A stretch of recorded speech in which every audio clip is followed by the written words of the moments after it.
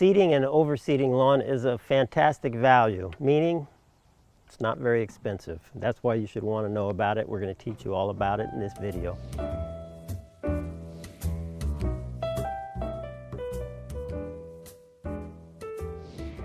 This is Chip Valentino.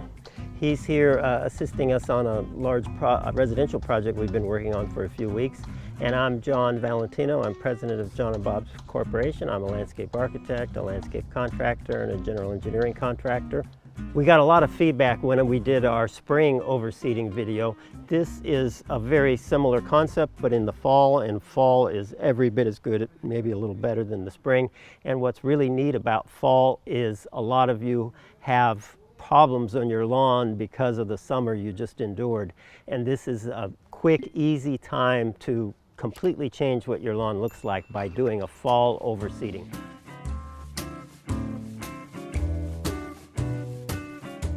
As an example, let's talk some real numbers. If you had a 6,500 square foot lawn, you'd spend about $3,000, or actually $3,000 would be our cost, so a homeowner would spend more like $4,000 on sod and the amendments that you need to plant the sod. And you could do the same thing with seed, buying the seed and the John and Bob's products that you need for about $400. A dramatic difference. There's a huge savings in material. So as a homeowner, the seeded route is excellent because it's the least expensive. It also is not more difficult in the short term. It's just that as a process, it's more difficult. Laying sod, applying seed, and top dressing mulch and some other products, they're about equal. One's not easier than the other.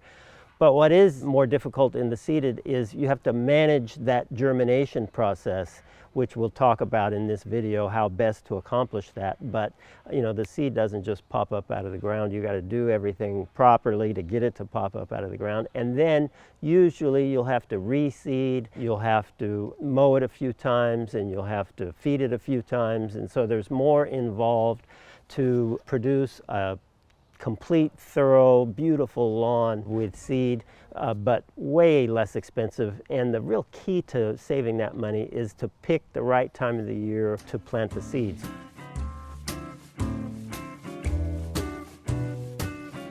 So if you're doing a warm season grass in the western part of the United States, you can't seed before April 1, and you can't seed after September 1 for warm season grass. For cool season grass, pretty much the opposite. If you seed between probably May and September 1, it doesn't germinate good. Cool season grasses seed don't germinate good if the highs are too high. So you would want to do the seeding from about September 1 through April 1, but then there's a period of time in the middle of the winter where they don't germinate well either because we don't have enough sun, we don't have enough warmth, and so those periods in December, January, probably even parts of February aren't good for seeding. And that goes for overseeding, which is a part of this video also. That's an excellent way to refresh lawns and make them look brand new every year. I like the idea of seeding lawns in the fall and or the spring. We did a video for you how to overseed your lawn in the spring, and you would do it very similarly in the fall. And so now we're coming upon fall. That's an excellent time to essentially give yourself a brand new looking lawn. We'll talk about the best way to do that.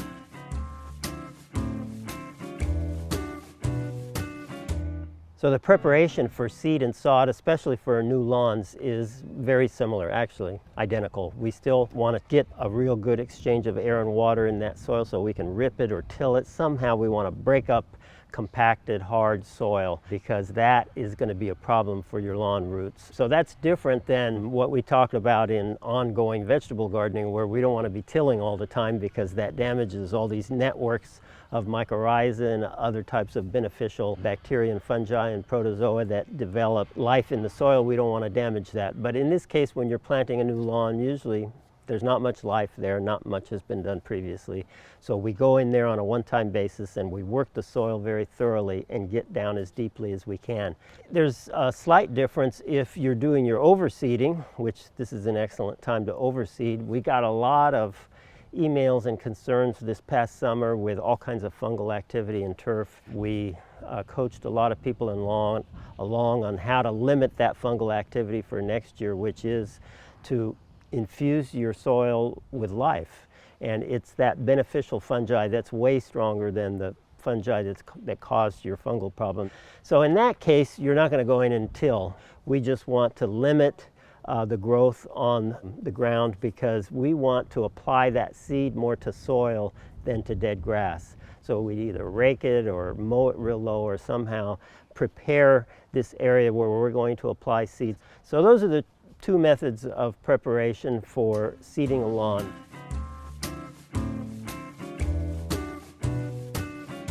One mistake I see frequently when people either overseed or seed for the first time and they're trying to produce this beautiful lawn from seed is under application of seed amount, so seed rates that are too low. Especially with cool season grass, you want to be very generous in the amount of seed you use. I'd say 10 to 12 pounds per 1,000 square feet. So a Bolero Plus lawn, you'll need at least 10 to 12 pounds per 1,000 to reproduce something that looks like this sod that I'm standing next to.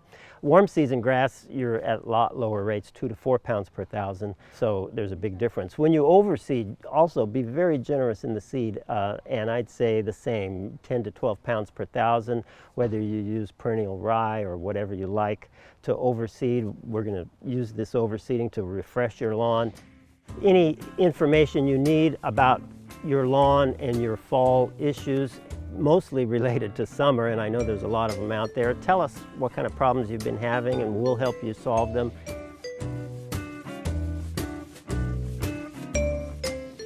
I get a lot of questions about the order of things, how you apply them. If you're going to seed the lawn, I always want our products to be put on over the top of the lawn. Some people might want to spray Penetrate Liquid Biotiller first, but I really like putting all Penetrate Liquid Biotiller over the top of seed. So in the case of overseeding, I would get that area ready as we already covered so that your seed is going to have good contact with the soil. And then I would use our dry products right over the top of the seed. All of those dry products help that seed germinate faster and help you have a higher rate of successful germination. Then if you're going to try to do your overseeding without a top dressing, that's that 1/8-inch thick layer of some type of composted material or wood-based humus or something like that. If you're going to do it without that and you're just going to rely on your irrigation system to keep the seed moist, then I would spray the Penetrate right over the top of our blend and the seed. And Penetrate Liquid Biotiller also helps with seed rate germination, speed, and amount of seeds that germinate. And so then you would spray it and start your watering process. If you're going to put a top dressing over it, then I would put the top dressing right over the top. We'll show you right here how a top dressing is applied. You can get one of these rollers or you can throw it on with a shovel. And then I would spray the Penetrate Liquid Biotiller right over the top of that about 8-inch thick layer of composted wood-based material. That's going to help keep our seed moist, help create a little heat if you're doing it late into the season, and it really does help with makes germination a little easier to be successful. So watering the seed is critical, and it's important to understand exactly what you're trying to accomplish. You don't want to just water it a lot. You want to keep the seed moist when the sun is out, because it's that combination of heat, warmth, and moisture that makes that seed pop up out of the soil and grow really successfully. So we want to come up with some kind of strategy that allows us to water frequently, but not very much. We're not, normally you want to water a lawn deeply, but you don't want to water lawn seed deeply. You want to water lawn seed very shallow and just keep that seed moist. So we time our watering around sun exposure. So if the sun comes up at 8, usually there's still a little bit of dew in the ground, so I would wait till 9 or 10. I water it the first time then I water it again around noon, and I water it again around 1:30 or 2. I water again around 3 or 4. I'm trying to keep that seed moist as long as the sun's shining on it, and that will make really great germination speed and germination rate in terms of the number of seeds that germinate.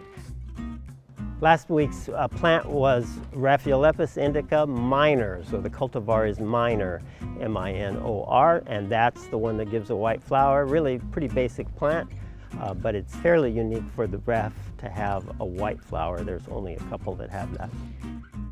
So we're going to make it a little harder this week, and it's a really interesting plant that has a lot of uses, and we've been using it a lot.